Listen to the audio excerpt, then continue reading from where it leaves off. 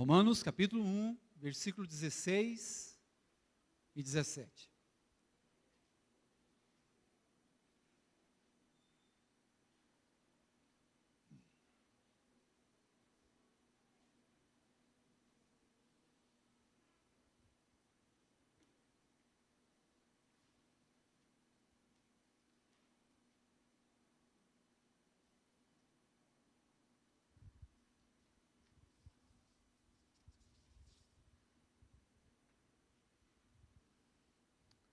Amém.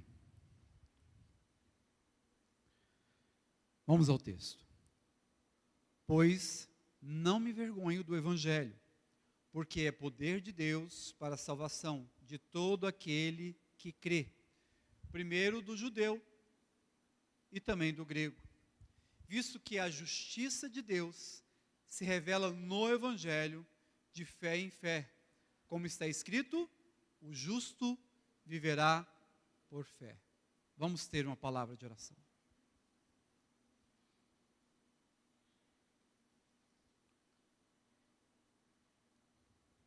Que dedicação um homem pode ter diante das Escrituras Sagradas, meu Deus.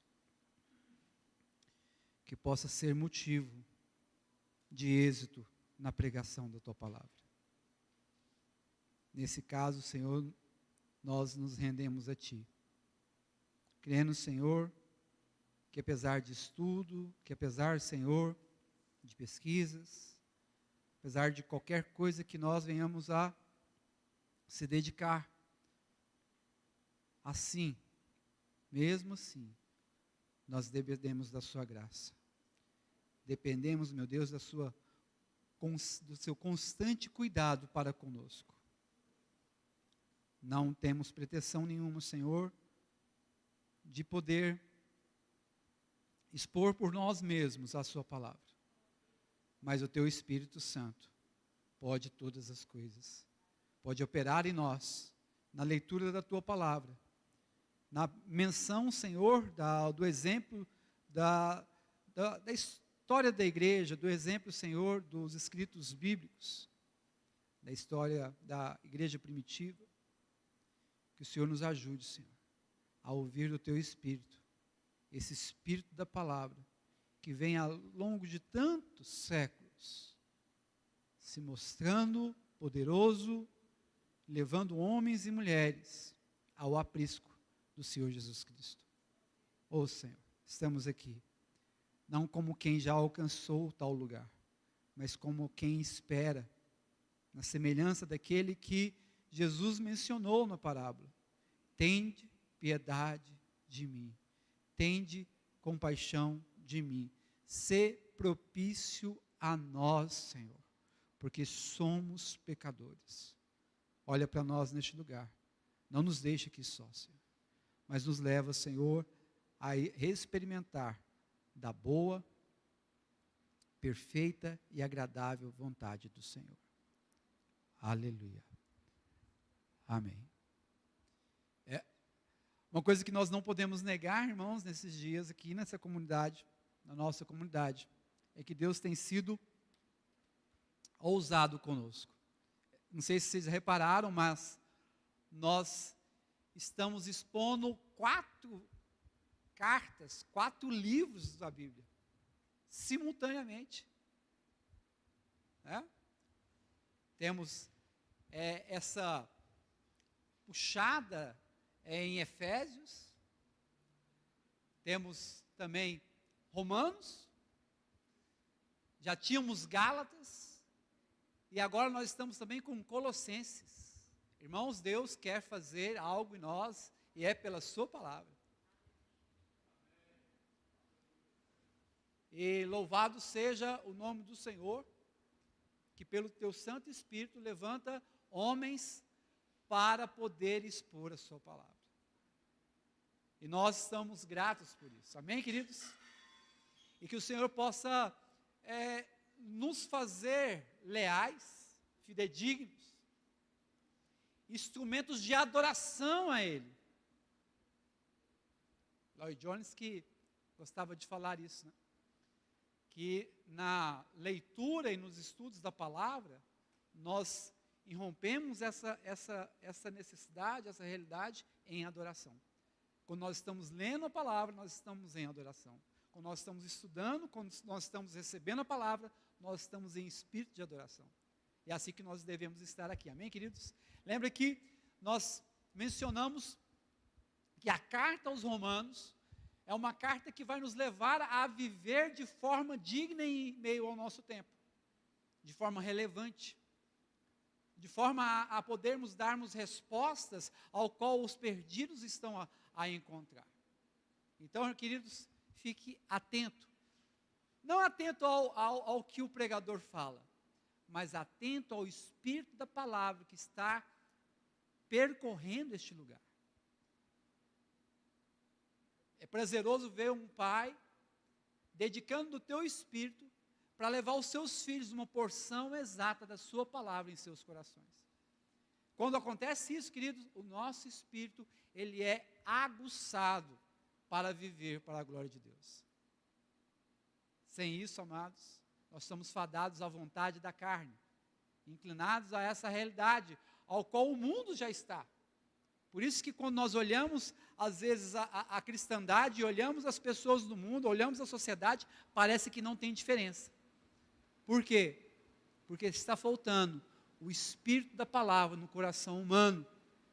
E o espírito da palavra é que vai levar uma comunidade da fé a viver de forma oposta aos valores desse mundo. Amém, queridos? Vamos olhar aqui o que Paulo está procurando comunicar aos romanos. E nós fizemos menção na última exposição, e aqui nós vamos ver o zelo, o porquê, qual é o motivo. Aqui está o motivo do porquê Paulo tem o zelo missionário. Acho que a gente passou um pouco por isso no domingo passado. O zelo missionário de Paulo está baseado à falta de vergonha de pregar o Evangelho. Em outras palavras, a vergonha é que poderia fazer com que ele não fosse avante no aspecto missionário, na pregação do Evangelho, em levar o Senhor Jesus a outras pessoas, aos perdidos, aos que não conhecem a Ele. E uma coisa que a gente tem no nosso tempo é de pressupor que as pessoas conhecem a Deus. Enquanto as pessoas não confessarem a Jesus Cristo como Salvador, queridos, ninguém conhece a Deus. O Deus genérico, nós já falamos aqui, o Deus genérico é o Deus irado. É o Deus que é carregado de ira. É o Deus que vem em forma de demônios, levando homens a conspirar com os propósitos de Deus. Então nós vamos observar que não podemos pressupor que as pessoas conheçam a Deus. Não podemos cair nessa fatalidade de pressupor que as pessoas já conhecem a Deus. Pelo contrário, devemos fazer como o próprio Pedro fez ali. Aquelas pessoas conheciam a Deus e eram piedosas. E mesmo assim, conhecendo a Deus, ele apresentou a Jesus Cristo em meio àqueles judeus, aqueles prosélitos do judaísmo. E naquele dia, em torno de 3.000 almas foram alcançadas. Então, não cairemos nesse chavão, que as pessoas já conhecem a Deus. Pelo contrário, nós vamos expor um Deus que proporciona novidade de vida, anunciando a toda criatura o Evangelho de Jesus Cristo. Bom, queridos, então Paulo diz aqui que não se envergonha do Evangelho. E por isso Paulo consegue avançar com zelo fervoroso na obra missionária. Ele não tem vergonha do Evangelho, e pelo contrário, quando nós vamos olhar o que ele escreveu em torno disso, em Gálatas 6,14, ele mostra que ele tem orgulho, né? Que ele se gloria na cruz do Senhor Jesus Cristo. Olha o que diz o texto de Gálatas 6,14. Mas longe esteja de gloriar-me, de mim gloriar-me, senão na cruz do nosso Senhor Jesus Cristo, pelo qual o mundo está crucificado para mim, e eu para o mundo. Então ele tem uma glória só, ele tem um só objetivo, de ver-se acertado, honrando a Deus, se gloriando, olhando para o Evangelho da cruz, o Evangelho de Jesus Cristo. Agora, irmãos, o que nós devemos aqui tem ciência, né? Entendimento, compreender, aprender sobre isso. O Evangelho é alvo de desprezo. O Evangelho é alvo de desprezo a todos aqueles que perecem. A todos os que se perdem, para esses o Evangelho é alvo de desprezo. Por quê, amados? Porque para esses o Evangelho é loucura. Então, como dizem em 1 Coríntios 1:18, Paulo diz assim: certamente a palavra da cruz é loucura para os que se perdem. Então, se você está perto de alguém perdido, essa pessoa, ela vai ter desprezo, porque o que você tem para ela é loucura. É insanidade. Você é tido por tolo. E por isso, os fracos decaem da fé, recuando na ousadia de pregar o Evangelho.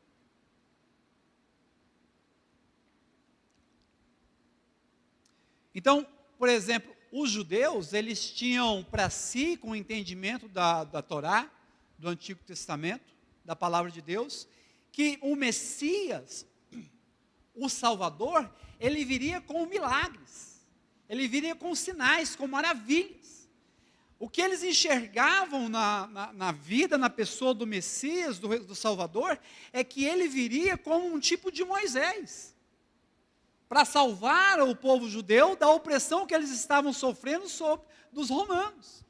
Então, no ideário dos judeus, eles não cogitavam outro tipo de salvador, senão um tipo de rei como Davi, que porventura, como já disse as Escrituras, ele era imbuído de uma aprovação de Deus, marcada por sinais e maravilhas e prodígios.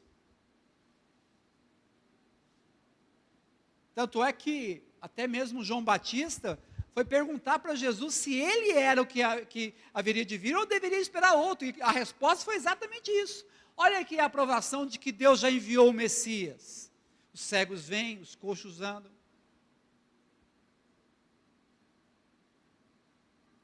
Então, essa movimentação de maravilha era o que os judeus esperavam. Então, quando eles olham para Jesus, ele tinha esses aspectos, mas eles tinham algumas coisas que levavam os judeus a ver que aquele homem era um mestre louco. Ele se colocava como filho de Deus, isso era inadmissível. Mas não só isso, querido. O que ele falava em bom tom é que o Filho do Homem iria padecer. Como assim? É muito contraditório isso. Eu espero um rei que venha reinar, pôr um fim a essa escravidão, a essa supremacia romana. Queremos um Israel na mesma glória ou maior daquela que houve no reinado de Salomão.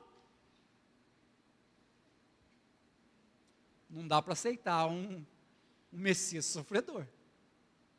Então, quando a mensagem chegava aos judeus, eles não tinham essa aceitação. Por quê? Porque era uma mensagem que ia contra qualquer perfil de um rei que vem para reinar. E os gregos? Os gregos é a figura dos gentios. E os gentios, eles são o quê? Eles são as outras raças, exceto os judeus. É assim que nós entendemos quando aqui fala sobre os gregos. Então, os gregos, por sua vez, eles eram ávidos na sabedoria, no conhecimento. Então, eles ouviam as pessoas, como nós vamos ver ali em Atenas, no Areópago, nós vamos ver os filósofos ouvindo ali a Paulo, né, e chamando ele de tagarelo. Que coisa esquisita é essa? Que doutrina estranha. E chega no fim daquela conversa, ele foi ridicularizado, porque era uma mensagem de ressurreição dos mortos, uma coisa que não cabia no entendimento da sabedoria humana. Um servo de Deus sofredor que veio morrer no lugar deles, era uma mensagem sem lugar naquela sociedade. Não cabia naquela sociedade, tá, esse tipo de sabedoria. Então, esse era um ambiente que proporcionava meios das pessoas terem vergonha de levar o evangelho a eles. Então, os cristãos estavam sofrendo alguns tipos de ameaça, alguns tipos de confronto, que levava eles a se arrefecerem dos seus chamados. E aí Paulo vem confrontando: eu não me vergonho do evangelho. O ambiente está hostil, mas eu não me vergonho do evangelho. Agora, não só a mensagem ela era rechaçada, mas também os mensageiros. Tá? Então, consequentemente, o mensageiro também é alvo de desprezo. Isso é uma realidade. Se os cristãos, se os crentes em Cristo Jesus não compreender que também o mensageiro é alvo de desprezo, a conta não vai fechar. Se a gente, de certa forma, chamados para sermos crentes em Jesus Cristo, olharmos para as pessoas esperando a aprovação, a conta não vai fechar. Esperarmos a aceitação da mensagem, possivelmente o que vai ser encontrado em nós é reprovação.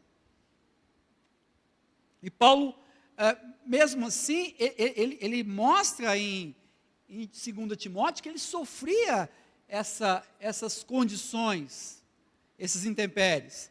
Em 2 Timóteo 1,8, olha o que está escrito. Ele fala para Timóteo, encorajando a Timóteo a ser ousado.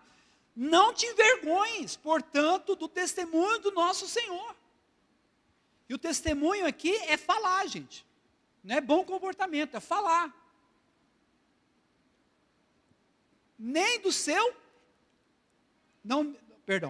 Não te envergonhes, portanto, do testemunho do nosso Senhor, nem do seu encarcerado, que sou eu. Ou seja, não tenha vergonha de testemunhar Jesus Cristo, a sua mensagem, e também não tenha vergonha de dizer que você é meu companheiro, que nós andamos juntos. Aí ele traz esse encorajamento. Pelo contrário, participa comigo dos sofrimentos. Em outra parte, está escrito que aqueles que desejam viver pela piedade, lembra que nós falamos sobre piedade? É servir a Deus e dar a Ele o que é devido, e servir aos homens, dar a Ele o que é devido. A eles o que é devido. Então, aqueles que desejam viver pela piedade, padecerão tribulações, perseguições. Então, ele diz, pelo contrário, participa comigo dos sofrimentos, a favor do Evangelho. Irmãos, quando nós proclamamos o Evangelho, precisamos estar como colunas naquele ambiente, não recuando em hipótese alguma, mas convictos do que nós aprendemos e ouvimos dele, e comunicamos na mesma convicção que nós recebemos. Por quê, queridos? Porque nós precisamos assimilar, olha aqui, segundo o poder de Deus. Se você recebeu algo divino, você recebeu o poder. Deus não te dá nada que não está imbuído dele mesmo, e ele é poder. Você não prega na sua própria força. Você prega na confiança de que ele está fazendo grandes coisas através de você, mesmo que você não perceba assim tão nitidamente. E Jesus, queridos, ele adverte também. Ele adverte a que nós não venhamos,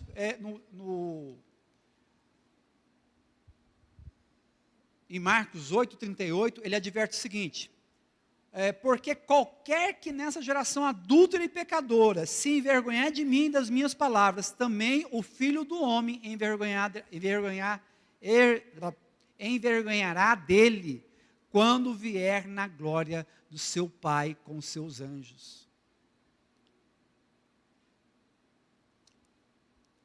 O sentimento, aquela sensação de vergonha,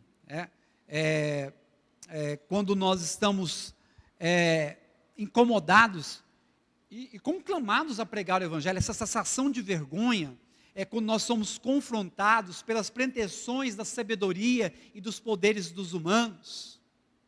Essa vergonha, queridos, ela deixa transparecer a incredulidade. Essa sensação, esse sentimento de vergonha de pregar o Evangelho, está transparecendo a nossa incredulidade. O que é o incrédulo? O incrédulo é alguém que não está crendo, não está confiante, não está convicto da mensagem do Evangelho.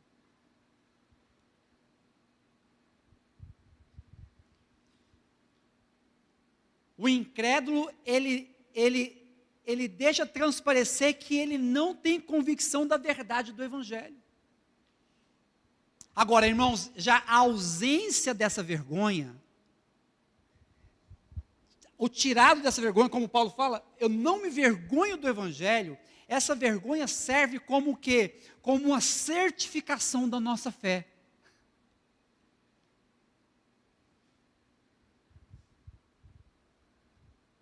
Fica fácil balizar.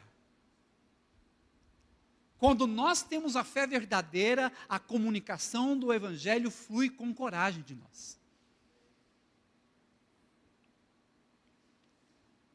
Então, para Paulo, não há problema na reputação natural.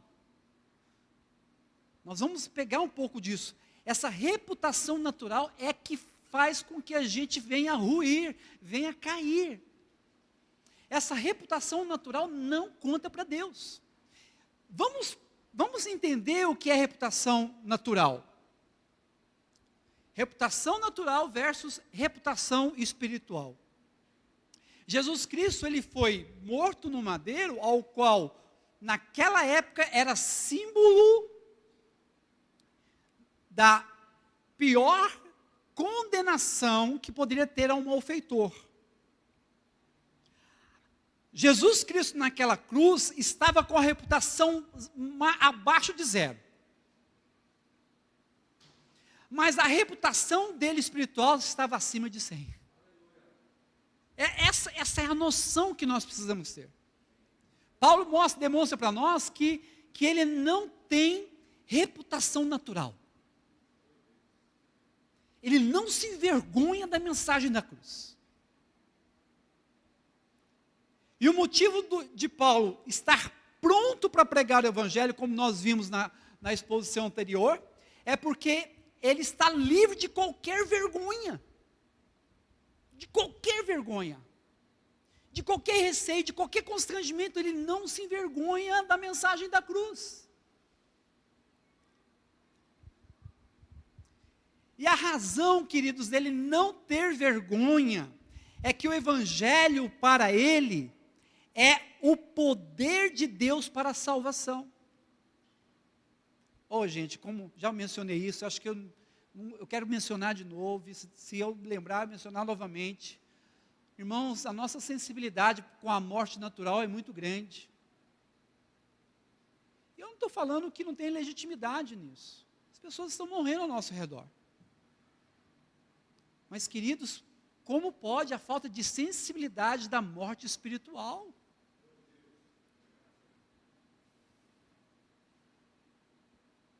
Uma coisa é a morte natural, outra coisa é a pessoa morrer eternamente vivendo a penúria do inferno.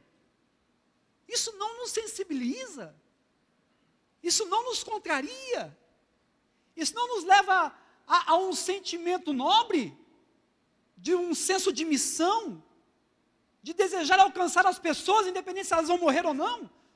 Nós oramos para as pessoas melhorarem, para que as pessoas melhorem sua saúde, mas esquecemos da salvação dessas pessoas. Sinais e maravilhas, queridos, eles podem ser comparados como um chamariz para as pessoas receberem o evangelho. Mas os sinais e maravilhas não salvam. Orar para as pessoas ser salvas, lícito mas você tem que entender que orar para as pessoas ser salvas, Deus vai enviar alguém para aquela pessoa receber o evangelho. Alguém tem que ir lá, só a sua oração não vai resolver. Orar é lícito, com compreensão que tem que ter um filho de Deus comunicando o evangelho. Por quê? Porque o evangelho é poder de Deus para a salvação.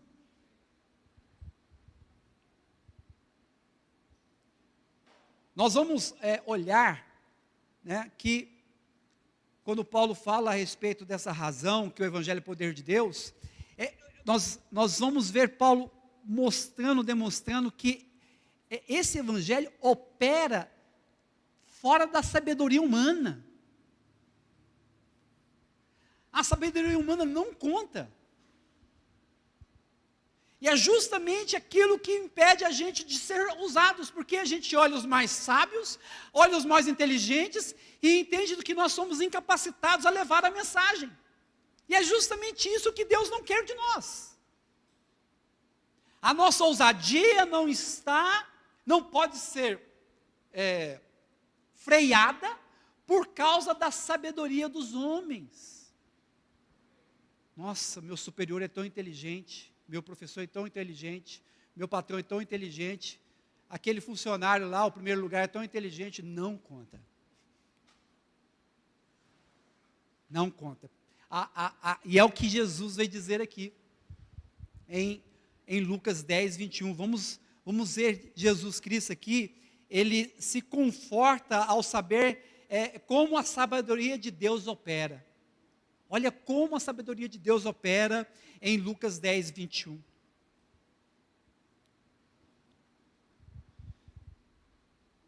Diz o texto: naquela hora exultou Jesus no Espírito Santo e exclamou: graças te dou, Pai, Senhor do céu e da terra, porque ocultaste essas coisas aos sábios e instruídos, e as revelaste aos pequeninos. Sim, ó Pai, porque assim foi do seu agrado. Paulo vai dizer mais ou menos a mesma coisa, semelhantemente. Ele vai dizer que Deus escolheu as coisas loucas para confundir as sábias, as que não são para confundir as que são. Irmãos,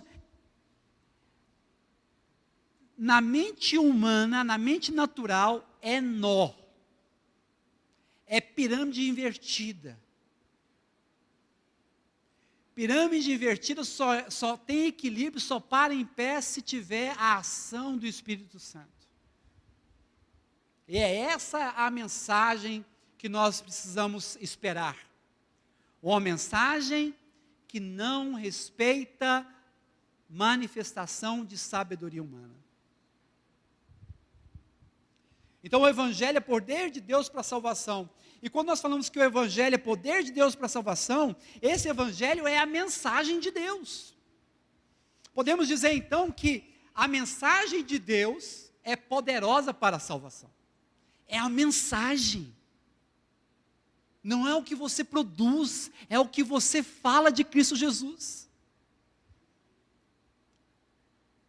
Deus salva através da mensagem do Evangelho. Isso precisa ficar bem claro, não se enganem.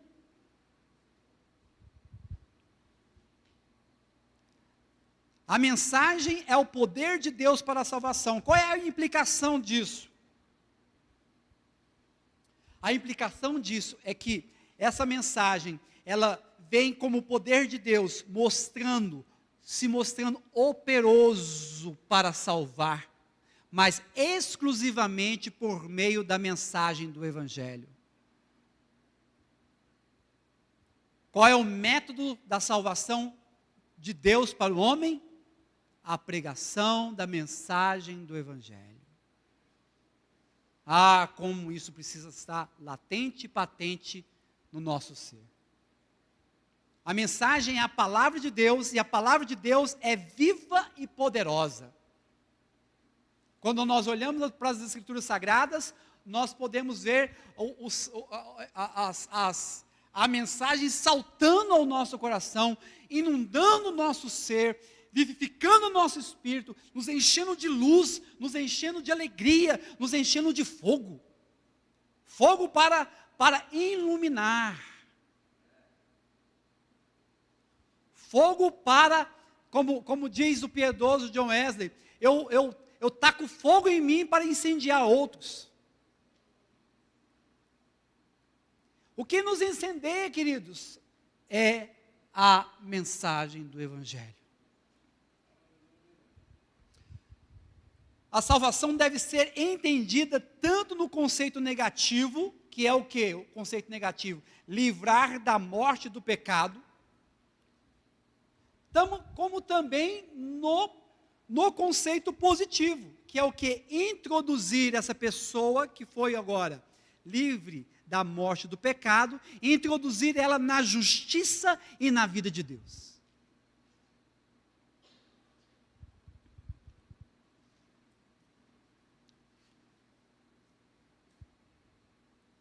E quando nós observamos que a mensagem do Evangelho é o poder de Deus, nós vamos compreender isso porque ela é pertencente a Deus.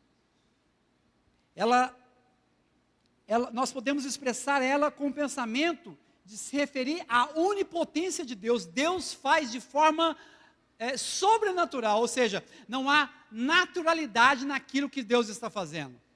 E a tudo que o homem espera, alguma coisa ser feita de forma natural. Porque na cabeça dele encaixa. E não é o que Deus quer fazer. É o Evangelho da onipotência divina. Não há qualquer obstáculo proveniente das degradações do pecado.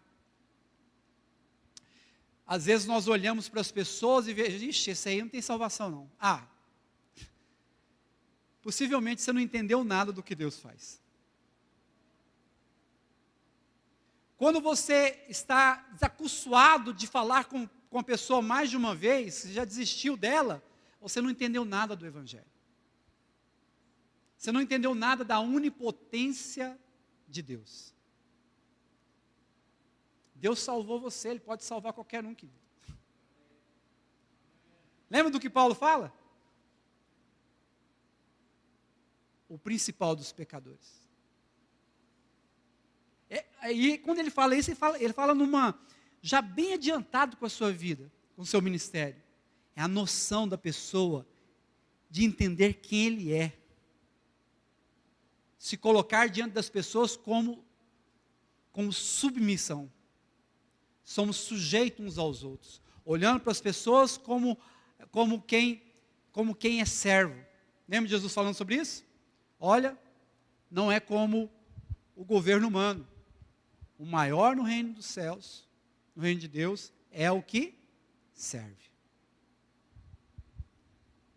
Agora, queridos, não tem distinção, independente do pecado que a pessoa tenha cometido ou que ela é pecadora, independente disso, a base para que essa pessoa seja salva é a pregação do Evangelho e a consequência, ou seja, a resposta a essa realidade da pregação do Evangelho é que está disponível a todo aquele que crê.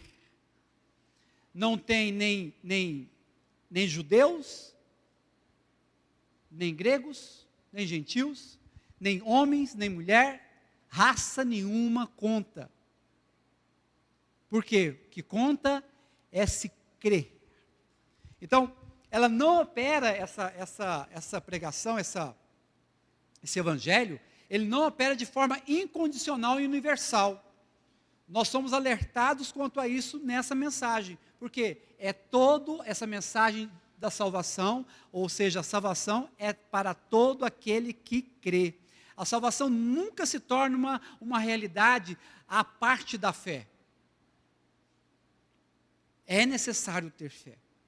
Não podemos minimizar, queridos, mitigar a ênfase de que o Evangelho visa a salvação de todo aquele que crê.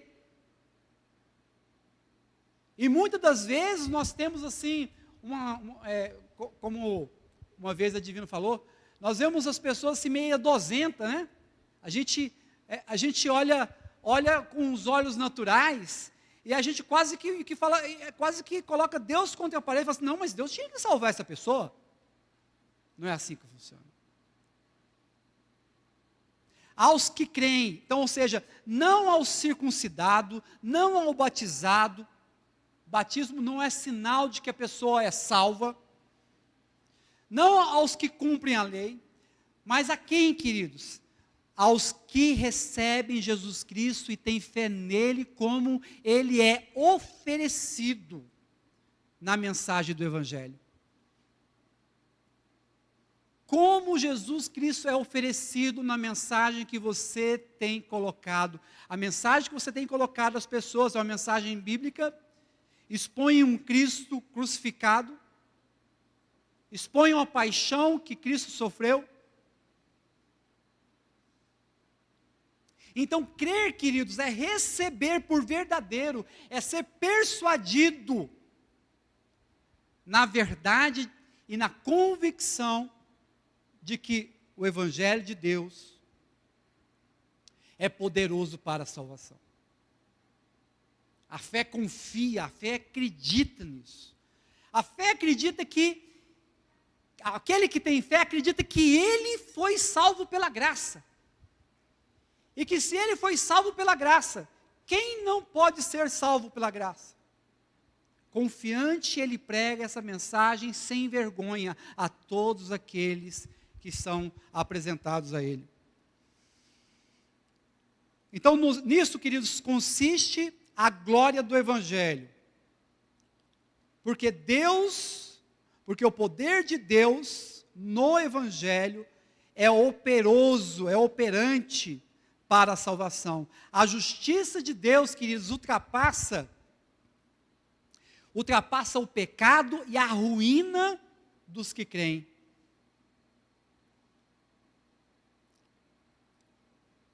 Antes de conhecer a Jesus, nós tínhamos uma condição caída. Depois que nós conhecemos a Jesus, nós vemos marcas do pecado em nós. Essas marcas do pecado em nós, esses deslizes que nós temos no dia a dia, eles podem ser aplacados na pregação do Evangelho. Irmãos, o Evangelho ele não é só para os perdidos, ele também é uma manutenção para a vida daqueles que creem. Por isso o Evangelho é poderoso, não há barreiras. Não precisa ficar com autocomiseração, nossa, eu sou tão pecador, nossa, eu não presto. Confie no Evangelho de Jesus Cristo. Confie em Deus que expõe a você constantemente o seu Evangelho.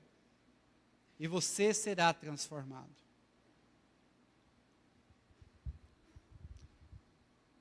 Então, queridos, o Evangelho é poderoso e vem de Deus. É algo que nenhum método, nenhuma invenção humana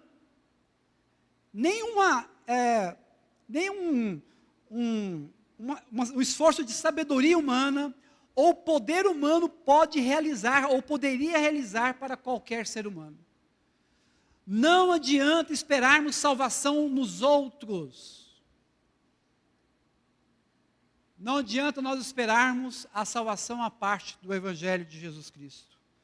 E quando ele fala que esse Evangelho, que ele não tem vergonha, que ele não se envergonha, porque é poder de Deus, a todo aquele que crê, ele vai ampliar dizendo o seguinte: primeiramente para o judeu, mas também para o grego. Ele está dizendo que não há distinção de pessoas, o Evangelho é para todos. Todos devem receber o Evangelho. Ele opera incondicionalmente.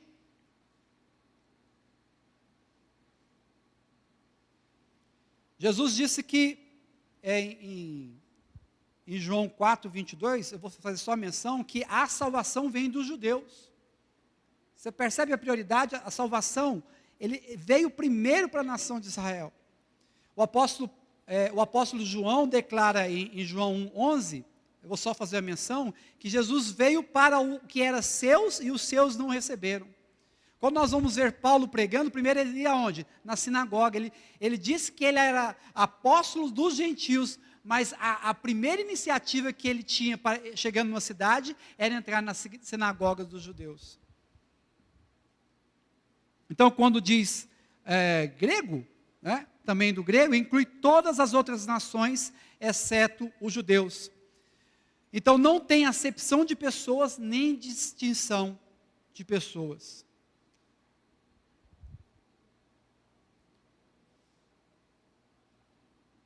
Avançando, irmãos,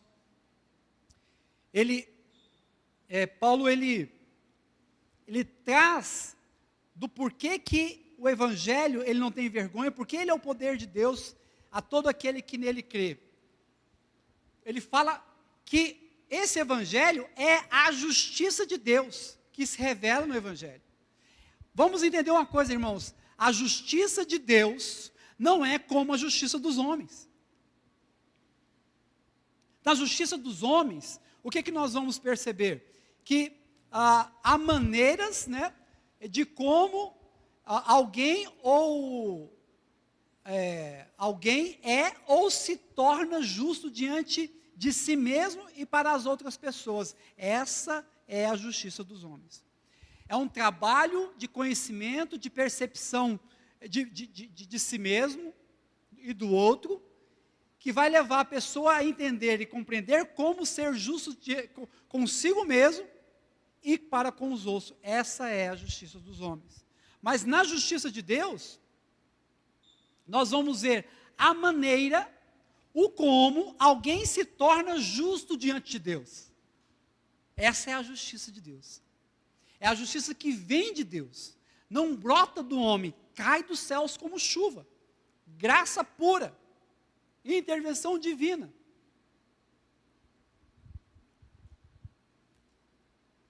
Quando olhamos para essa realidade, nós vamos perceber que as melhores obras dos homens não passam de algo imundo. A justiça dos homens, queridos, não passa no crivo da justiça de Deus. Isaías 64, 6 diz assim, mas todos nós somos como imundo, e todas as nossas justiças como trapo de imundícia. Todos nós murchamos como a folha, e as nossas iniquidades como um vento nos arrebata.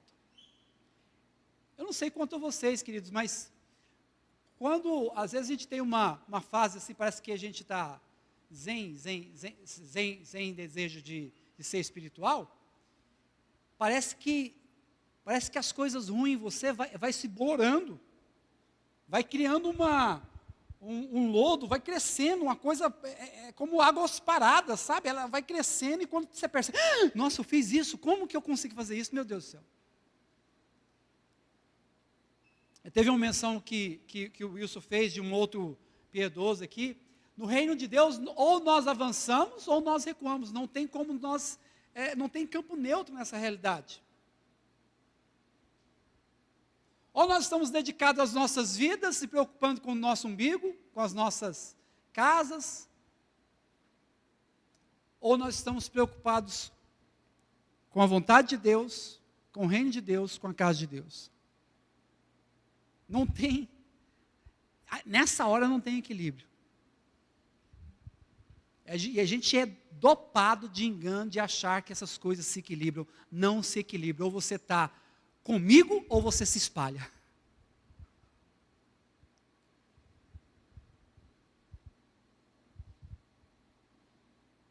A iniquidade é algo que nos arrebata, nos abate e nos deixa apáticos a viver a vida cristã legítima. Agora, irmãos, já falamos sobre isso, não custa reforçar, o maior problema dos homens é que eles devem se apresentar justos diante de Deus, e isso para o homem natural é impossível. Impossível. Ninguém pode comparecer diante de Deus justo, apesar dele requerer que os homens apareçam, se apresentem diante de Deus justo. Diante de Deus justo. E Salmos 41, 3 tem algumas menções que eu quero fazer. Diz assim o texto, parte do texto, já não há quem faça o bem. Jesus mesmo disse isso para que a pessoa, bom mestre. Jesus disse o quê? Quem é bom? Um só é bom, é Deus. E aqui o salmista diz, já não há quem faça o bem. Todos se extraviaram e juntamente se corromperam, não há quem faça o bem, não há um sequer. Essa é a realidade do homem natural. Mas, Carlos, de onde veio isso? Ah, querido, herança do nosso pai Adão. Nosso falecido pai Adão. Agora, outro aspecto aqui que nós vamos incorrer é quando nós olhamos em Números 14, dizendo assim, que Deus é longânimo, é grande em misericórdia, que perdoa a iniquidade e a transgressão, mas olha só o que diz depois disso. Ainda que não inocenta o culpado. Ainda que não inocenta. Então, Deus é longânimo, Deus é grande em misericórdia, Ele perdoa a iniquidade e a transgressão, mas uma coisa, a conta não está fechando, porque Ele não inocenta o culpado. Uma coisa que nós não compreendemos com relação à ira de Deus, que é a recompensa das ofensas que os homens fazem a Deus. Então, a relação da retribuição do que o homem recebe está ligado à dignidade da pessoa que ele ofendeu. O homem ofendeu a Deus que é eterno, e a sua condenação é taxativamente eterna.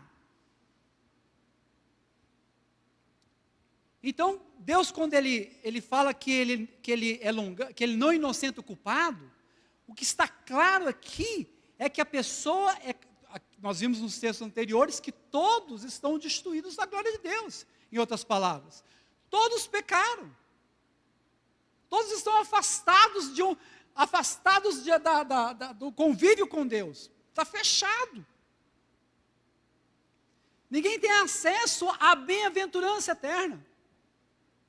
Vão ficar aqui, entre os altos e baixos, um dia feliz, outro dia triste, um dia feliz, outro dia triste. E depois, quando isso acabar, o que ele percebeu é que ele experimentou algo bem miudinho daquilo que é eterno nos céus com Deus, e bem miudinho daquilo que é eterno no inferno. As tristezas, as infelicidades, tudo que nós passamos nessa terra, é só para nos mostrar que pode piorar em muito e vai ficar numa condição eterna. Por outro lado, aquilo que nós recebemos e percebemos e experimentamos, coisas preciosas, alegria, sentimentos nobres, confraternização, todas essas coisas belas, boas, bonitas, ela é um vislumbre daquilo que é eterno nos céus com Deus. É pedagógico. Deus está nos mostrando o caminho correto para nós vivermos. Por isso que nenhum homem é indesculpável. Nós vamos ver isso mais adiante nos versículos de Romanos capítulo 1. Então, queridos, sendo todos culpados e destituídos da glória de Deus, como se resolve essa situação? Ou eu vou fazer de conta que não tem uma situação para ser resolvida? Ou não vou levar a sério que tem algo aqui que é terrível? O único caminho, o único meio das pessoas se tornarem realmente justas é aquele providenciado pela justiça de Deus no Evangelho. Deus não salvará o homem com base na sua própria justiça. Olha o que Paulo diz em Filipenses 3:8. Ele diz assim, para ganhar a Cristo e ser achado nele. Olha o trecho aqui desse versículo. Não tendo justiça própria. Paulo tinha consciência que a justiça própria é um veneno, é um obstáculo para viver com Deus em paz.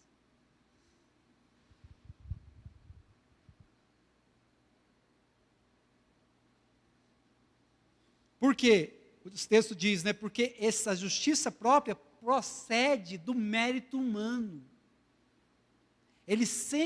Essa justiça própria é um homem olhando com a sua régua moral natural. Olhando as pessoas como se ele mesmo fosse o próprio juiz. Então Deus, querido, salvará o homem não com essa justiça própria, não com essa sabedoria humana, mas Deus salvará o homem com base na justiça extrínseca. Como é que é o nome? Extrínseca.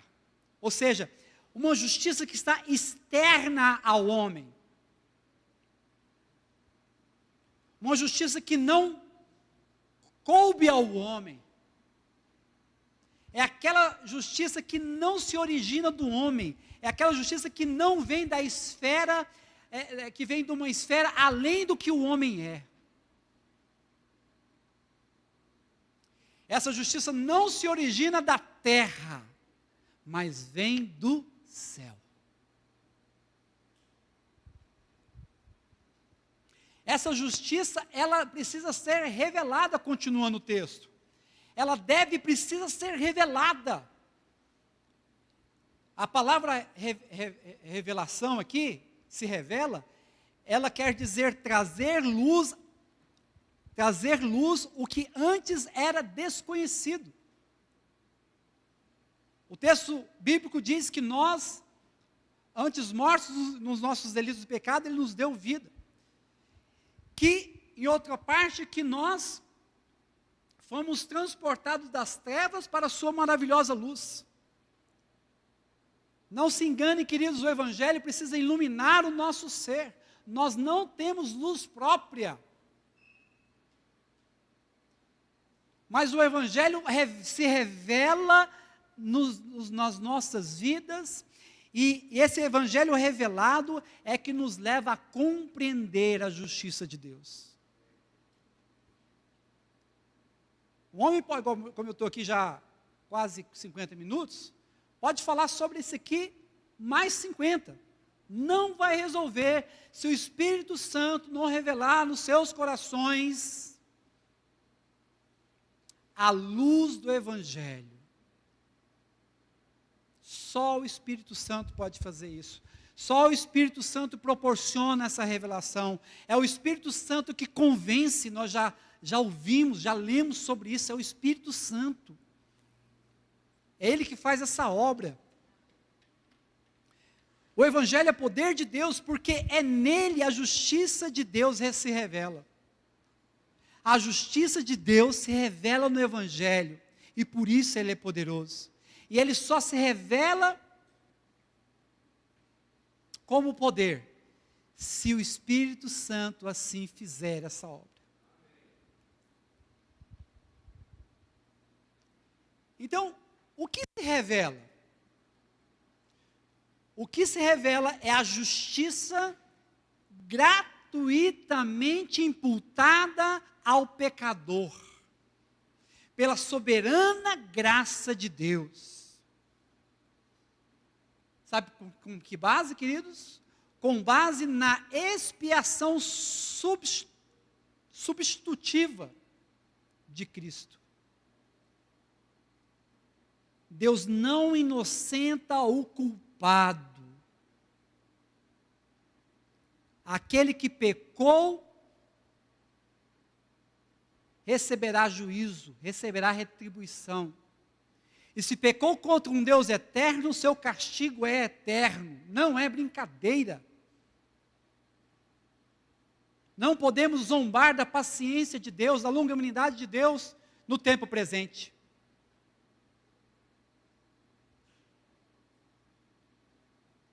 Porque o que repousa sobre nós é a paciência de Deus, esperando, como diz as Escrituras, o tempo dos gentios. Os gentios é um tempo para que os gentios sejam incluídos nessa obra.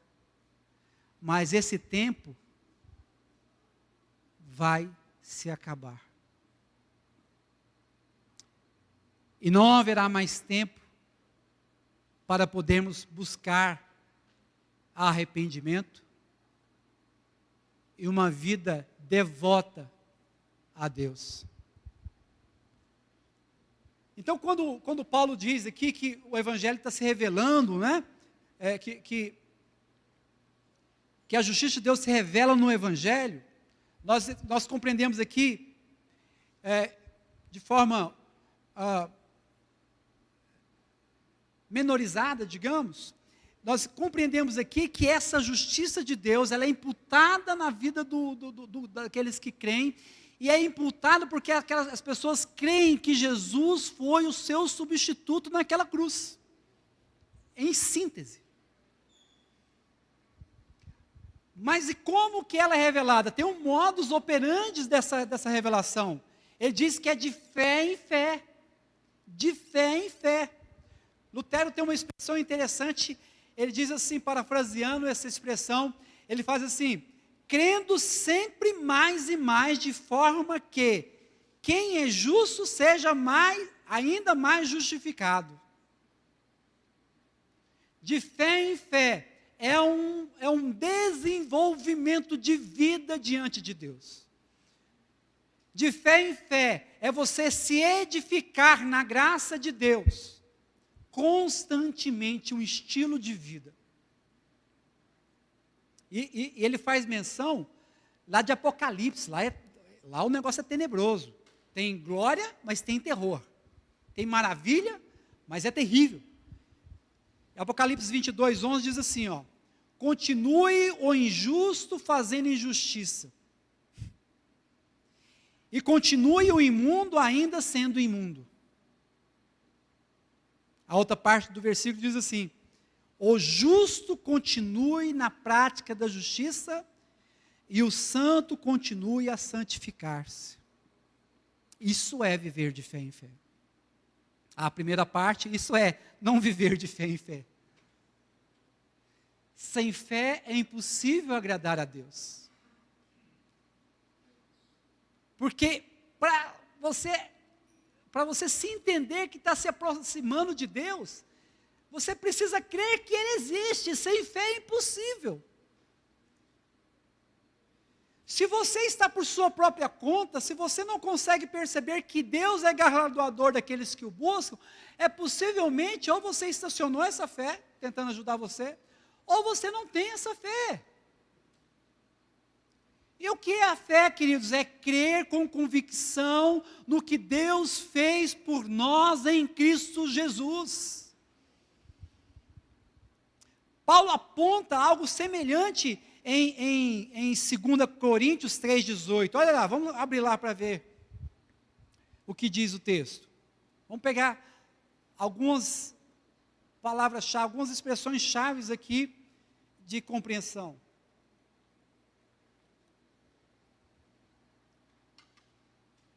E todos nós, primeira expressão, de compreensão do estado que nós devemos estar. E todos nós com o rosto desvendado. O que quer dizer isso, querido? Pessoas que receberam a revelação do Evangelho. Todos nós com o rosto desvendado. Ou seja, nós recebemos a revelação do Evangelho. Olha a próxima palavra. Contemplando.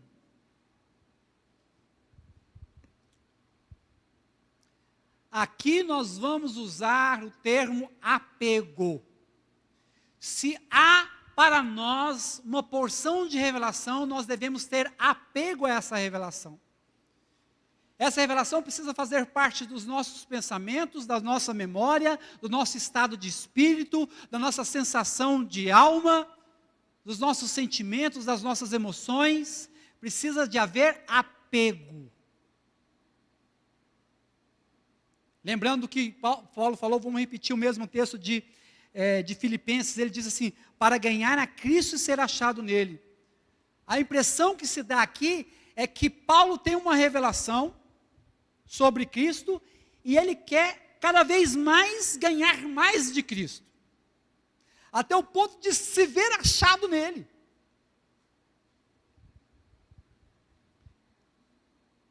Então, a ideia de fé em fé é nós estarmos apegados à revelação que nos está sendo concedida. Eu tenho anseio, eu não vivi isso, mas a leitura ajuda bastante o que Deus fez na história. Eu tenho anseio, desejo de algum dia nós terminarmos as reuniões, a exposição bíblica, e não conseguir sair do lugar. Porque estamos apegados à revelação que recebemos. Persevere, queridos, que possa te acontecer na sua vida. Então aí o texto diz, queridos, que há uma movimentação. Ele fala, contemplando como por espelho a glória do Senhor, ou seja, essa revelação, isso que nós recebemos. Somos transformados de glória em glória, à sua própria imagem, como pelo Senhor, o Espírito. Queridos, comumente a gente aceita muito a mudança de comportamentos.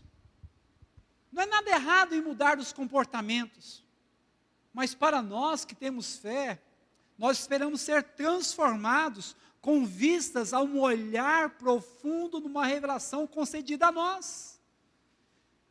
É uma transformação que vem porque eu vi o que Ele é. O meu coração se transformou em outro, e as minhas ações agora mudaram, não porque eu quis uma mudança, mas porque eu encontrei Ele na minha vida.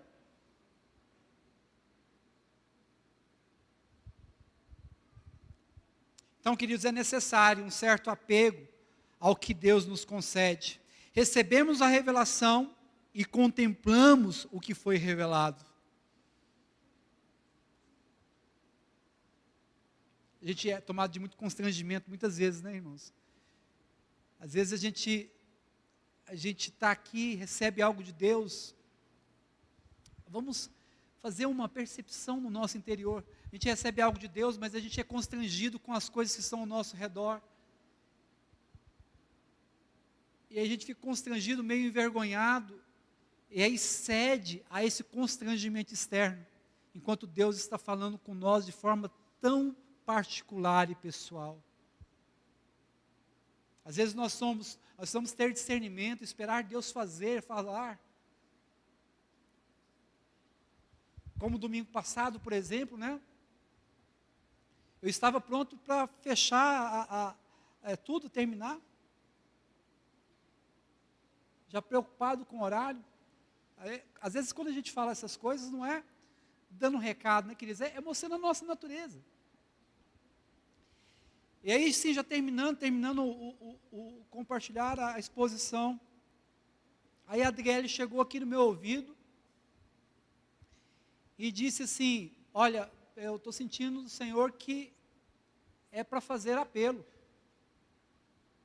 Aí, penso numa pessoa que não tem fé no apelo.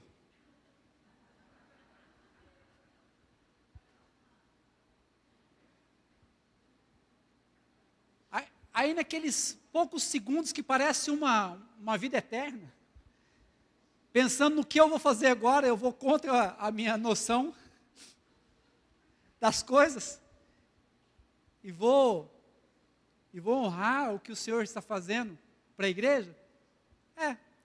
Fração de segundo, né, queridos? Aquela coisa que rapidinho as coisas se resolvem. E aí, com o meu jeitinho, que eu nunca fiz apelo, dá uma para cá, outra para cá, vem. E Deus fez não porque eu chamei, mas porque Deus já estava preparado para fazer alguma coisa.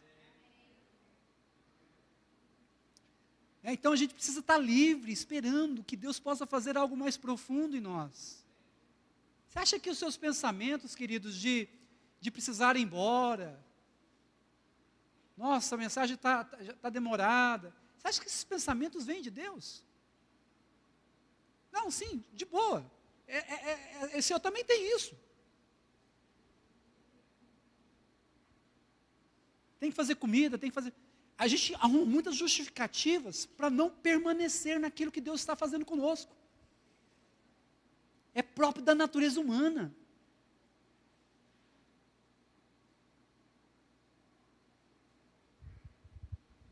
Então, queridos, Deus está por fazer coisas maravilhosas no nosso meio e na vida, particularmente de cada um. Mas nós devemos considerar com fervor, com zelo, a revelação que está sendo concedida a nós. Sabe, queridos? E contemplarmos o que nos está sendo revelado. Porque senão nós vamos ser igual zumbi, queridos. O que é zumbi no termo que eu uso aqui? É gente que parece que está viva, mas não tem vida. Não tem vida de Deus. A gente olha naturalmente, eles estão aqui entre nós. Faz parte do nosso convívio. Mas não são pessoas espirituais, são zumbis. E a mensagem da cruz para esses é loucura. Novamente, queridos, fé em fé é esse movimento de desejar ganhar a Cristo e ser achado nele. A fé não pode ser objetada, não pode ser afirmada fora de uma pessoa. Se eu tenho fé, eu estou vendo Cristo. Se eu tenho fé, eu vejo Jesus. Se eu tenho fé, eu não vou retroceder. E aí ele lógico que essa expressão é muito rica, nós podemos caminhar bastante nela, mas não quero me ater a esse foco.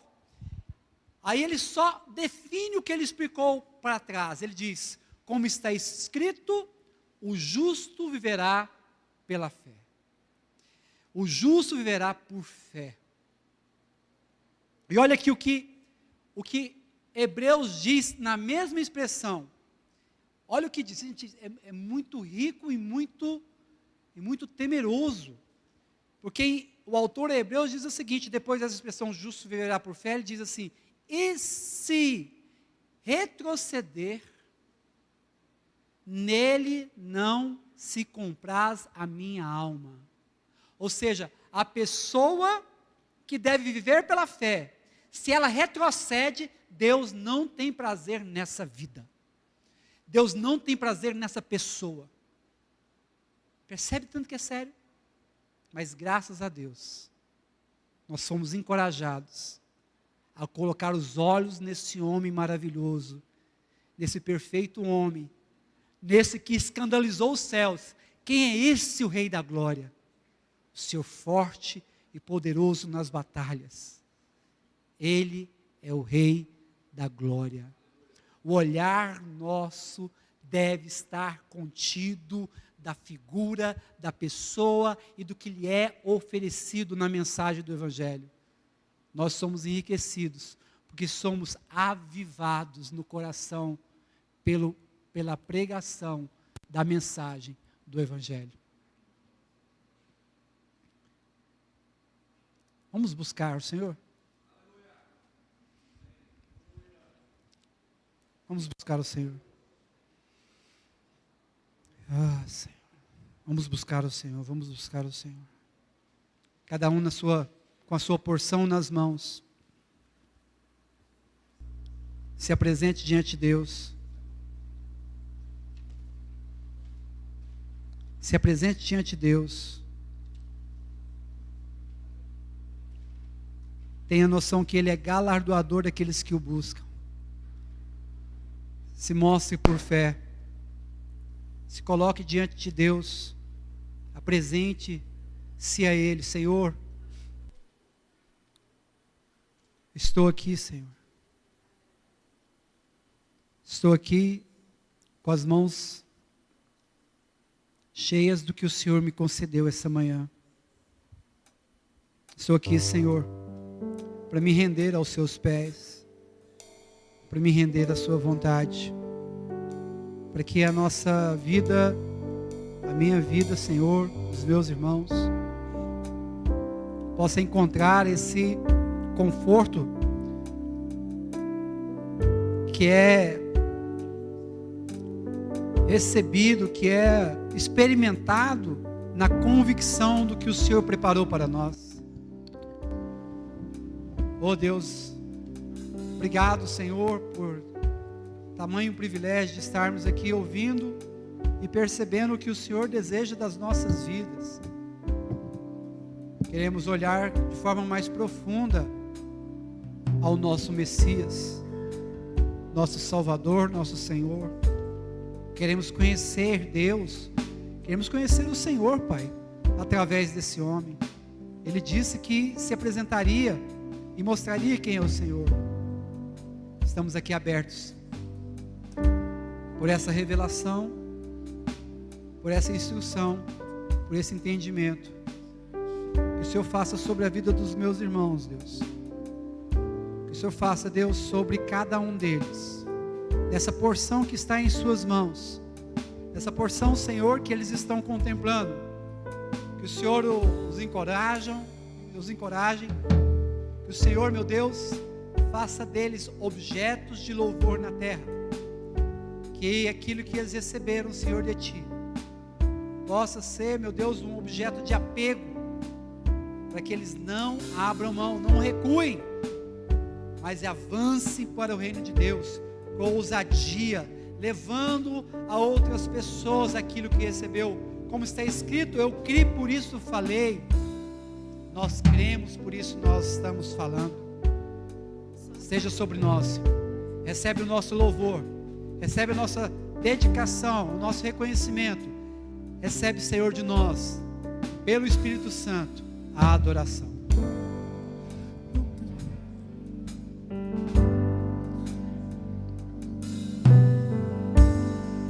Não tenho nada para te oferecer, Senhor.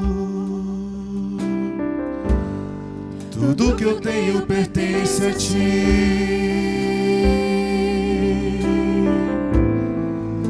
Quão incapaz eu sou de te dar o meu louvor.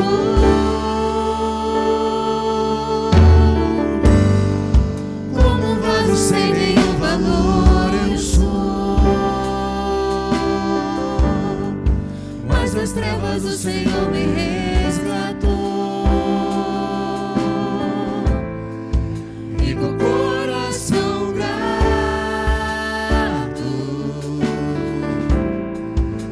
eu canto a Ti.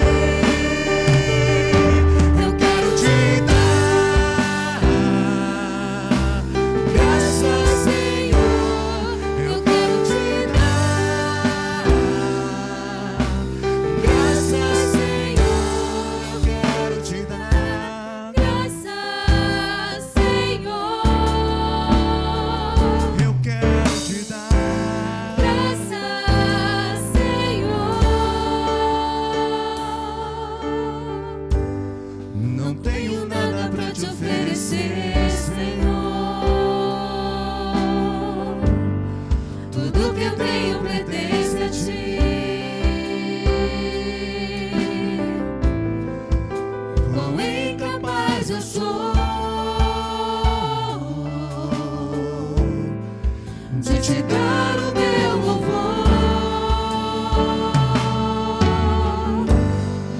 Como um vaso sem nenhum valor eu sou, mas das trevas o Senhor me resgatou. E com coração grato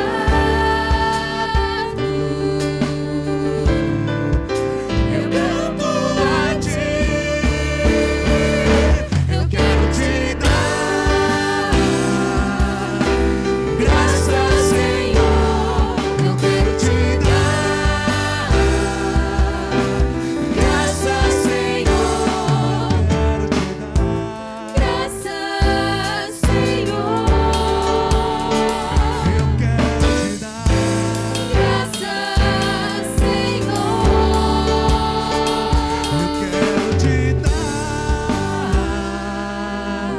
graças, Senhor. Eu quero te dar graças, Senhor. Eu quero te dar Graças, Senhor. eu quero te dar Graças, Senhor. certamente a palavra da cruz É loucura para os que se perdem, mas para nós que somos salvos é poder de Deus, é poder de Deus. certamente A palavra da cruz é loucura para os que se perdem, mas para nós que somos salvos é poder de Deus, é poder de Deus, é poder de Deus, é poder de